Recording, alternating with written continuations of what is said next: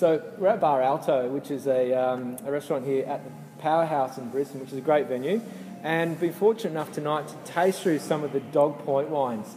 My introduction to the wines was through the Section 94 Sauvignon Blanc, which is a really interesting wine. So we've got Ivan, who's part owner and winemaker at Dog Point, from what I understand is a beautiful part of New Zealand. Mate, if you wouldn't mind just telling us a little bit about what happens at Dog Point, what it is you're doing, and I guess in particular a little bit of background to the Section 94, which is a fascinating wine. Okay, probably need to start at the beginning. James, who's a business partner in the label, him and I have been in the wine industry since the late 70s, 79, and actually Dog Point is a vineyard, is probably one of the oldest vineyards and private vineyards in Marlborough, because commercially wine growing in the South Island, was established in 73 with Montana. It's now called Pernod Ricard in Marlborough. And then private planters came along in 78, 79. So my wife and I were involved since 79.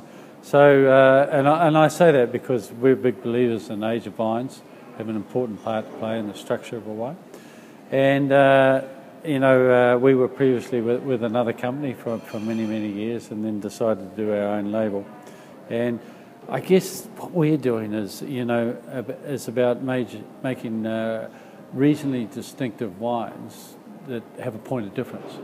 And there's a couple of things that are key to that, and it's hand harvesting, low cropping. It's all estate-owned fruit, so we can do these things.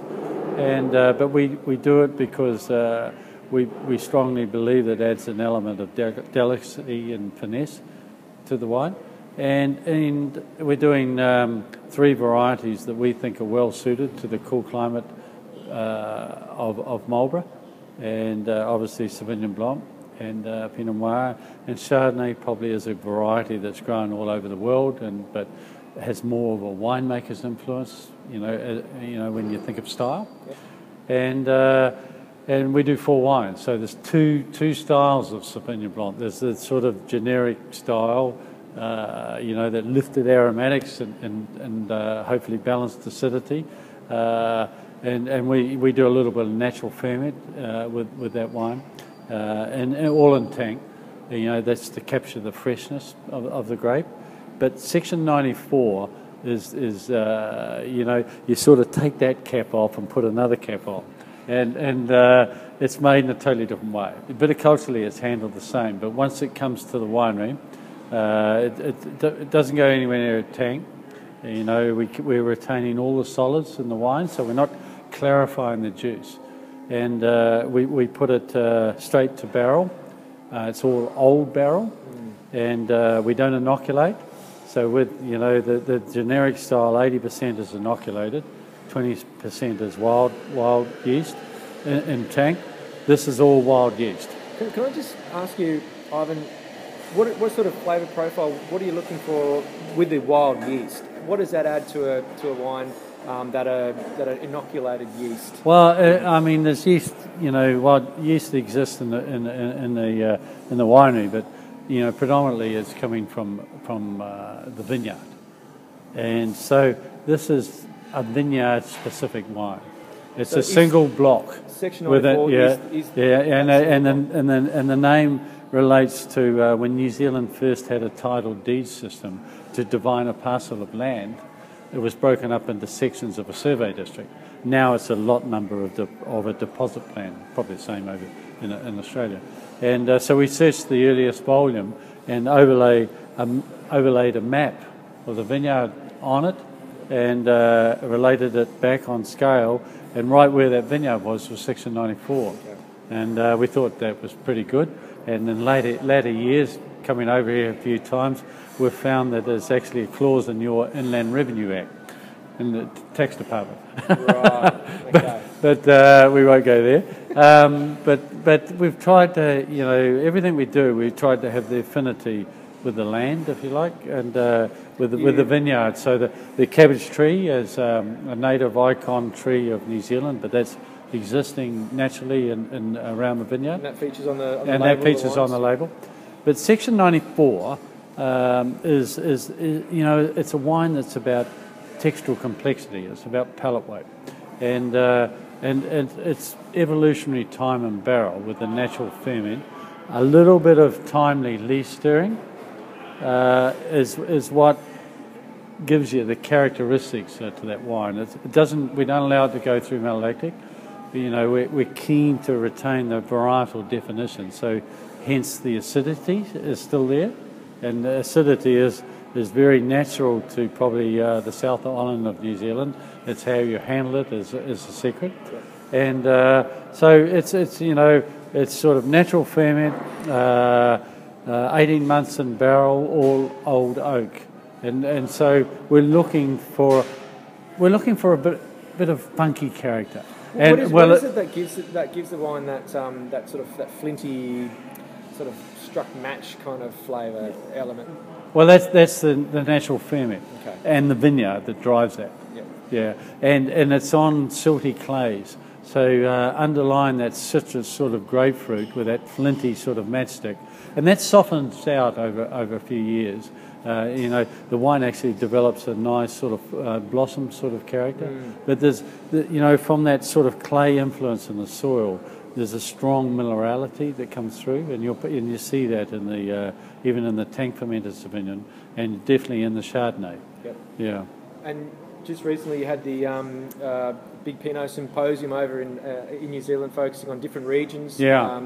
That are making great Pinot. New Zealand's famous for its Sauvignon Blanc and Pinot as well. Tell us a little bit about the Pinot you make, and sort of stylistically what you're looking to to showcase there. Well, you talked about the symposium, and I've been going to these for it's every 3 years, so it's a huge event, and a lot of international visitors, and it's sort of reflective and demonstrates what's sort of happening with the major Pinot regions of New Zealand. And I was hugely impressed with all the wines right across the board. I think the major regions, Martinborough, Marlborough, Nelson, Waipara, Central Otago, there's some really good wines. And the bar has been lifted each year or in each event. And, from speaking from our own region, Marlborough came out of it, I feel, very well, because we've sort of lagged behind. It's a variety called Sauvignon Blanc has sort of taken the attention and the focus. Yep. But what it is Pinot was always in the region, but it was on the wrong soil type, and it was the wrong clone, more suited to sparkling, not table wine.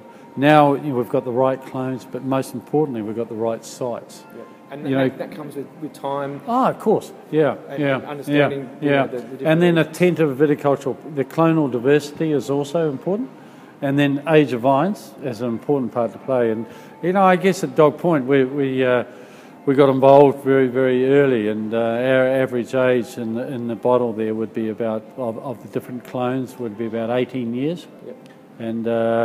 And we're very happy. We're always conscious we're actually making Pinot Noir. We're not trying to make biggest, boldest, darkest red wine that you could see in the glass, or something sort of leaning Syrah or Merlot like with the tannins. So, if there's a couple of things we're paranoid about is not over oaking a wine and not over extracting with Pinot Noir. Yep. So we're more into that sort of red fruit, sort of cherry plum sort of character, and what we're looking for is to have those sort of nice, soft, ethereal tannins. And it's mindful that it's Pinot should be a delicate wine, and nice and soft, reflective of its fruit, but not aggressive tannins. And that's something we really work very, very carefully on. So just to sort of wrap up, I guess, in terms of someone who hasn't tasted Dog Point wines before, I imagine it'd be quite difficult to differentiate your wines in the sea of Sauvignon Blanc that we see coming from Marlborough.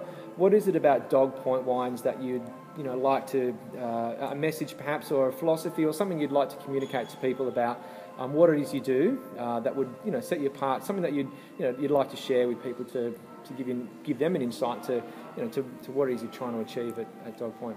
Well, firstly, I'd like to say, consumers, I think, have a fantastic choice out there. I think in Australia and New Zealand, there's a lot of fantastic wines. And for us, James and I, we're very passionate about what we do. We got into the wine industry to be at the coalface. So that's why we left the job that we were associated with it. I was in for 18 years. And you want to keep it. You want to keep it small with just the we don't have a global domination plan, and we want to keep it so we can handle the work. And eventually we'll have to bring one or two in on that. But it's immensely enjoyable, and to make wines that are affordable, that people will enjoy. We don't want to make a Pinot that's going to gather dust on the shelf because it's too expensive. And I think that make wines that are regionally expensive of the area, and that I'd like to think that people would recognise the label for its consistency. We put a lot of care and attention. We've got some good staff and a good young viticulturalist that's embraced our organic approach, organic regime, how we grow, and that there's very attentive detail going into the viticulture. So it's all about estate-owned fruit. It's about low cropping, looking for fruit concentration, and then to handle the fruit delicately in the winery. So we have different press cycles, and really, particularly with the whites, we're looking for purity of juice. We're not looking for Nolix content. We're not looking for skin contact. We would like to think, and we hope, that we're making wines that are aged respectfully. Yep.